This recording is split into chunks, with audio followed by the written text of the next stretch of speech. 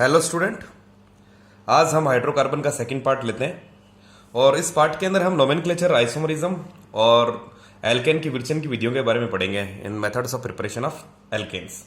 अब देखो, नोमेनक्लेचर के अंदर हम कुछ सिंपल नोमेनक्लेचर भी ले लेते हैं, कुछ कॉम्प्लेक्स टाइप के भी ले लेते हैं। हम कोशिश करेंगे इस वीडियो को जल्द से जल्द कम समय में के अंदर खत्म किया जाए। तो देखो, इस कार्बनिक कंपाउंड को देखिए आप, एल्केन को, तो हमारे पास सेलेक्ट द लॉन्गेस्ट चेन, ये हमारे पास सब्स्टिट्यूएंट हो गया। तो हमें फार्मूला पता है P plus W plus S। Prefix देखिए, देखो हम नंबरिंग करेंगे जहां सब्स्टिट्यूएंट को लोवेस्ट लोकेंट रूल आपने पढ़ाई है, 1 2 3, ये हमारे पास सब्स्टिट्यूएंट हो गया। प्रीफिक्स हो गया हमारे पास 2 हाइफन, डिजिट के बाद हमेशा हाइफन दिया जाता है, 2 मैथिल प्रोपेन। अब देखो, इस नोमेनक्लेचर में एक चीज और ध्यान रखनी है, अगर कार्बन पहले ही आगे फर्दर 2 मैथिल ग्रुप से जुड़ा हुआ है तो इस सिचुएशन को हम आइसो बोलते हैं। अब हमारे पास कार्बन कितने हैं टोटल, देखिए आप, सर ये तो 4 हैं, तो इसका नाम हो जाएगा कॉमन नेम आइसोब्यूटेन भी कह सकते हैं। अब देखो, कुछ हमें इस तरह के कॉम्प्लेक्स स्ट्रक्चर भी मिलेंगे। कॉम्प्लेक्स स्ट्रक्चर के अंदर हमें क्या पता होता है कि सर इसके अंदर एक ब्रांच और है। देखो, ये ब्रांच और है, ये सब्स्टिट्यूएंट जो ब्रांच है। तो इस तरह के नोमेनक्लेचर में देखो इजी है ये बहुत ज्यादा। ऐसे नोमेनक्लेचर करने तो सबसे पहले आप ये देखेंगे कि इस सब्स्टिट्यूएंट को सर नंबर लोवेस्ट कहां से मिल रहा है। यहां देखते हैं 1 2 3 4 5, यहां से देखिए 1 2 3 4 5, तो कहीं से भी लिख लीजिए, 5 हो गया हमारे पास। जैसे मैंने नंबरिंग यहां से कर ली 1 2 3 4 5 6 7 8 9। अब देखो, इसको इस पे उंगली रख लीजिए आप और यहां देखिए, यहां से आप नंबरिंग दीजिए 1 2 3। अगर हम इसी को माने तो हमारे पास ये हो गया एक सब्स्टिट्यूएंट, ये हो गया एक सब्स्टिट्यूएंट, ये हो गया। अब ये किससे जुड़ा हुआ सर, ये 5 पोजीशन पे, देखो बड़ा इजी है, 5 हाइफन। अब ये जो भी लिखोगे आप ब्रैकेट के अंदर लिखोगे, आपने ब्रैकेट लिखा, ये हमारे पास हो गया 2,2 डाई मैथिल, ये तो लिखोगे डाई मैथिल, ठीक है। अब वर्ड रूट हमारे पास कितना है, प्रोपेन, लेकिन हमारे पास हमें पता है ये सब्स्टिट्यूएंट है तो इसमें लिखेंगे प्रोपिल। ब्रैकेट क्लोज कर दो। ब्रैकेट क्लोज करने के बाद हमारे पास देखो ये जो चीज हमारी कंप्लीट हुई वो P कंप्लीट हो गई। अब बारी आती है वर्ड रूट की। वर्ड रूट हमेशा सिग्निफाइज करता है number of a carbon atom. तो number of a carbon atom यहाँ 9 है, तो उसके लिए यूज किया जाएगा नॉन। सफिक्स हमें पता है कि सर अब बारी आई सफिक्स की, तो सर ये तो एल्केन है और एल्केन के अंदर सफिक्स लगता है, वो हमारे लगता है एन। तो देखो, इस तरह के नोमेनक्लेचर मिलेंगे, ये टिपिकल है, ये हमारे इनिशियल है। स्टार्टिंग में जो इजी वाले होते हैं वो इस तरह के होते हैं। आपको 2 स्ट्रक्चर, ये जो स्ट्रक्चर इसको फॉलो करते रहिए, प्रीफिक्स ढूंढिए, वर्ड रूट ढूंढिए, फिर बाद में सफिक्स लगाते रहिए। प्रीफिक्स मैंने आपको पिछले वीडियो में बताया था, प्राइमरी सेकेंडरी। और वैसे भी मैं आपको बता दूं कि एक हम पूरा एक वीडियो ले लेंगे जिसके अंदर मैं आपको सिर्फ और सिर्फ नोमेनक्लेचर ही सिखाऊंगा आईपीएससी का। तो देखो, अभी एल्केन की बात कर रहे हैं, हाइड्रोकार्बन की। नेक्स्ट हम देखते हैं आइसोमरिज्म। आइसोमरिज्म किसकी सर, एल्केन की देख रहे हैं। तो देखो, इसके बारे में मैं बता दूं कि आइसोमरिज्म जो वर्ड है, एक स्वीडन साइंटिस्ट थे जिनका नाम था बर्जिलियस, उन्होंने दिया था। एक स्वीडन साइंटिस्ट थे Berzelius who gave this term iso. देखो, जो वर्ड है वो एक्चुअल में ग्रीक वर्ड है और ग्रीक वर्ड का इसका मतलब ये होता है समान। हम दोनों लैंग्वेज से बात करेंगे, इक्वल।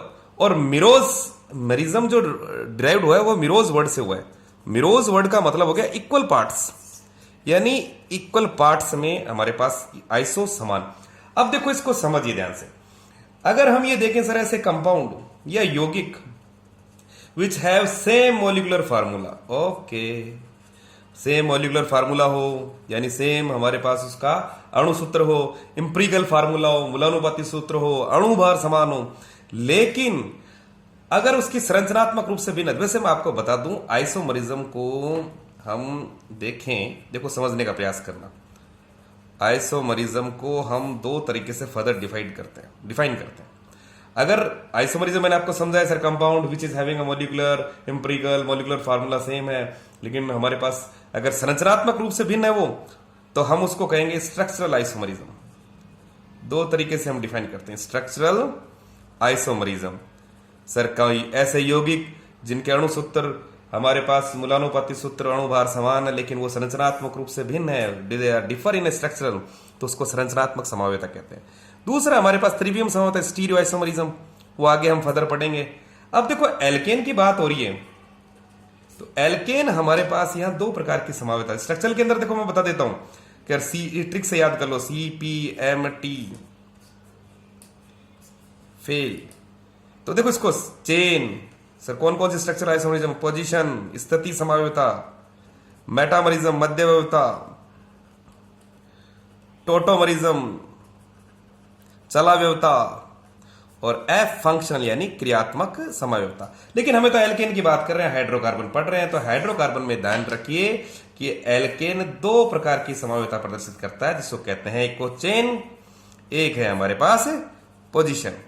देखो चेन यानी श्रृंखला और पोजीशन यानी स्थिति। यानी एल्केन द्वारा प्रदर्शित की जाने वाली हमारे पास दो प्रकार की समावयवता है, श्रृंखला और स्थिति। श्रृंखला सर बड़ा इजी, देखो समझिए ध्यान से। सर ऐसे यौगिक जिनका मॉलिक्यूलर फार्मूला तो सेम है, मॉलिक्यूलर फार्मूला सेम है, अणु सूत्र समान है, लेकिन कार्बनिक श्रृंखला भिन्न भिन्न है, यानी द कार्बनिक चेन इज डिफर। द कार्बनिक यानी कार्बन चेन इज डिफर, उसे हम कहेंगे चेन आइसोमरिज्म। देखो अब देखते हैं कुछ एग्जांपल से, this will be more clear by some examples. देखते रहो। देखो एल्केन द्वारा प्रदर्शित की जाने वाली चेन आइसोमरिज्म में हमने ये देखा sir, compound which is having a same molecular formula, ठीक है, बट डिफर इन कार्बनिक chain of a carbon chain से अगर डिफर। अब अगर हम ये देखें आप लोग कि देखो हमारे पास C1 है, C2 है, C3 है, तो इनके अंदर सर C1 C2 वाले सर कौन सा हुआ, जैसे मीथेन है, एथेन है, प्रोपेन है। तो अगर हम इनको देखें तो सर C3 तक एल्केन कोई किसी प्रकार की चेन समावयवता प्रदर्शित नहीं करेगा। कारण क्या है, sir methane ethane propane can have only one structure, since there is only one way in 1 2 3 carbon can be connected. Sir एक ही तो तरीका है, जैसे ये बात करो CH4, इसमें क्या समावयवता प्रदर्शित करोगे, CH3 है, इसको सर किस तरह से हम कार्बनिक श्रृंखला बनी नहीं रही, आप प्रोपेन ले लीजिए। तो देखो minimum number of a carbon atom to show chain isomerism वो है 4। अब जैसे मैंने लिया 4 के लिए सर हमारे पास ये देखो CH3 CH2 CH3, ये ब्यूटेन है। तो इसमें इसको जैसे मैंने नाम दिया N ब्यूटेन। सर इसमें कार्बन आपस में और किस तरह से लिंक हो सकते हैं, तो देखो आप सोचो 1 2 3, एक यहां हो गया, अरे सर इसका मतलब जो ब्यूटेन है वो हमारे पास कितने आइसोमरिज्म शो करेगा, दो प्रकार के चेन आइसोमरिज्म होंगे। बड़ा सिंपल है, यहाँ वैलेंसी पूरी कर लोगे।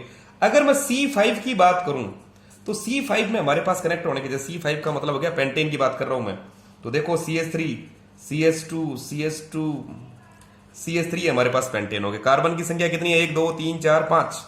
अब ये 5 कार्बन आपस में और किस तरह से अरेंज हो सकते, चेन बन सकती है।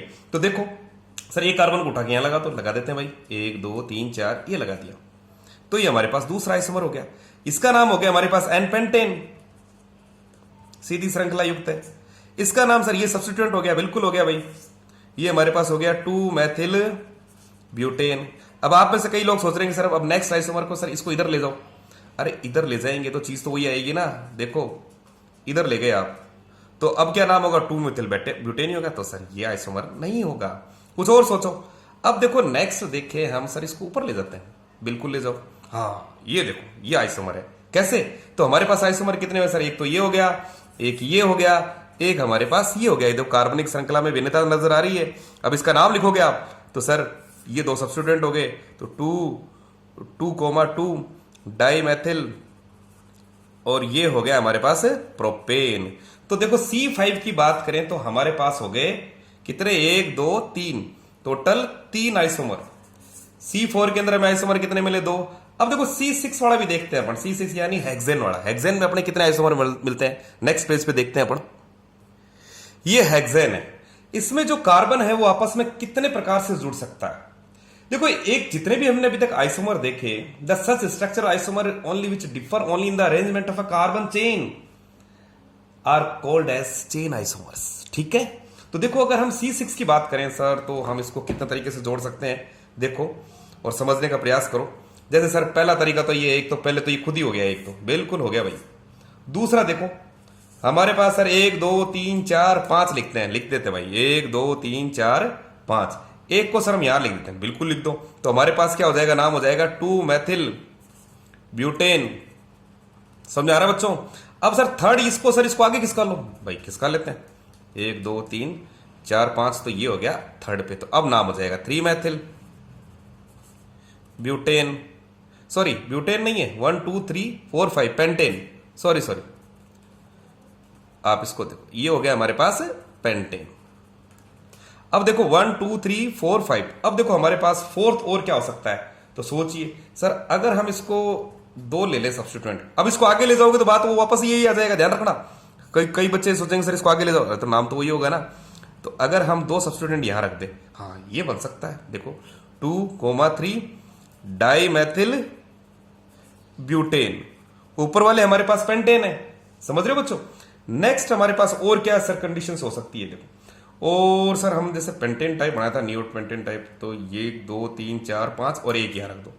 तो हाँ यहां अगर हम देखें तो सर 2 2 डाई मैथिल और ये हमारे पास ब्यूटेन, बिल्कुल इसी को उठा के सर यहां रख दे तो ये देखो आप देखिए, काउंट कीजिए, number of carbon atom count कीजिए, 1 2 3 4 5 6, यहां देखिए 1 2 3 4 1 2 3 4 5 6। तो देखो एक चीज समझ में आई कि सर सेम मॉलिक्यूलर फार्मूला, मेरी बात सुनना और समझने का प्रयास करना, differ in the arrangement of a carbon chain, carbon chain की श्रृंखला में भिन्नता को ही हम चेन, अब बीच में एक सर आपने स्थिति तभी तो बोला था, हाँ बिल्कुल। अगर मैं ये 2 और 3 देखूं तो यहां पे जो सब्स्टिट्यूएंट है पहले 2 पोजीशन पे था, यहां किस पे आ गया 3 पे, तो सर ये 2 और 3 हमारे पास पोजिशनल आइसोमर हो सकते हैं, बिल्कुल है। अब देखो नेक्स्ट है हमारे पास विर्चन का मेथड, देखते हैं नेक्स्ट पेज पे देखते हैं। नेक्स्ट हमारे पास जो टॉपिक आता है जिसको अपन बोलते हैं method of preparation of alkane. Sir alkane की विर्चन की विधियों के बारे में बात करो, लेकिन अभी तो आपने पिछले वीडियो में तो ये बताया था कि एल्केन का सर जो रिच सोर्स है वो है हमारे पास पेट्रोलियम, बिल्कुल द रिच सोर्स। अपन ये कहें कि सर जो लार्ज स्केल पे जो होता है वह जो एल्केन मिलता है वो हमें पेट्रोलियम से मिलता है। लेकिन इसमें दिक्कत ये आती है कि जो एल्केन इसमें प्राप्त हो रहा है उसके सेपरेशन में बड़ी बड़ी दिक्कत आती है, बिल्कुल। तो देखो अगर we need only small amount of pure alkane from our laboratory use, तो उसके लिए जो हम मेथड यूज करते हैं वो मैं अभी आप यहां डिस्कस करेंगे। तो देखो सबसे पहला जो मेथड है from unsaturated hydrocarbon, from unsaturated hydrocarbon. Unsaturated hydrocarbon की जो बात हुई तो सर इसमें हम बात करेंगे सर एल्कीन की और एल्काइन की, क्योंकि अनसैचुरेटेड तो यही है। तो देखो इसमें हम क्या करते हैं, देखो कि सर अगर हम इनका हाइड्रोजनीकरण करवाएं, हाइड्रोजनीकरण जिसको हम इंग्लिश में बोलते हैं हाइड्रोजिनेशन। हाइड्रोजिनेशन क्या है सर, एडिशन ऑफ H2। तो देखो अगर हमारे पास ये CH2 डबल बॉन्ड CH2 जो एल्कीन है उसमें अगर हम हाइड्रोजन ऐड करें, सुनते रहना सर, अगर ये हमारे पास एल्काइन है और इसमें हम हाइड्रोजन ऐड कर रहे हैं, तो सर आपने तो रिडॉक्स चैप्टर में ये बताया था कि जो एडिशन ऑफ हाइड्रोजन रिडक्शन कहलाता है, बिल्कुल आप इसको रिडक्शन भी कह सकते हो, ठीक है। अब इसके अंदर हम कैटलिस्ट लेते हैं, ध्यान से सुनना मेरी बात को, कि कैटलिस्ट लेते हैं रेने निकल, यानी ये जो भी अभिक्रिया है वो रेने निकल, प्लेटिनम या पैलेडियम की उपस्थिति में संपन्न करवाई जाएगी। सर कहना क्या चाह रहे हो सर, यहां हमारे पास एल्कीन है, एल्कीन के पास पाई बॉन्ड है, पाई बॉन्ड लूजली हेल्ड है, तो एक सर H यहां जुड़ जाएगा, एक H यहां जुड़ जाएगा, हमारे पास फॉर्मेशन होगी एथेन की। यहां देखा जाए तो सर यहां पे 2 हाइड्रोजन की रिक्वायर्ड है तो 2H2, यहां हमारे पास बनता है एथेन। यार देखो दोनों प्रोसेस के अंदर हमारे पास अब एक चीज वर्ड आया सर, ये आपने एक वर्ड बोला रेने निकल, ये क्या चीज है। तो देखो रेने निकल की अगर हम बात करें, एक एक्टिव फॉर्म है निकल की, it is an active form of a निकल, जो कि ऑब्टेन किया जाता है निकल और अलॉय की रिएक्शन किसके साथ की जाए, NaOH के साथ। इसमें क्या होता है कि जो एल्यूमिनियम वो तो डिसॉल्व हो जाता है, देखो मेरी बात सुनना ध्यान से, और हमारे पास एक फाइनली डिवाइडेड निकल यानी पाउडर फॉर्म के अंदर हमें मिलता है निकल, उसी को हम रेने निकल बोलते हैं। रेने निकल समझ रहे हो मेरी बात को सर, निकल और एल्यूमिनियम के अलॉय के साथ हमने इनके साथ रिएक्शन करा, निकल और एल्यूमिनियम के साथ, किसके साथ, NaOH के साथ, एल्यूमिनियम डिसॉल्व हो जाता है, जो निकल मिलता है उसको रेने निकल कहते हैं। तो देखो addition of introduction of hydrogen to alkene और एल्काइन से हमें प्राप्त होता है एल्केन।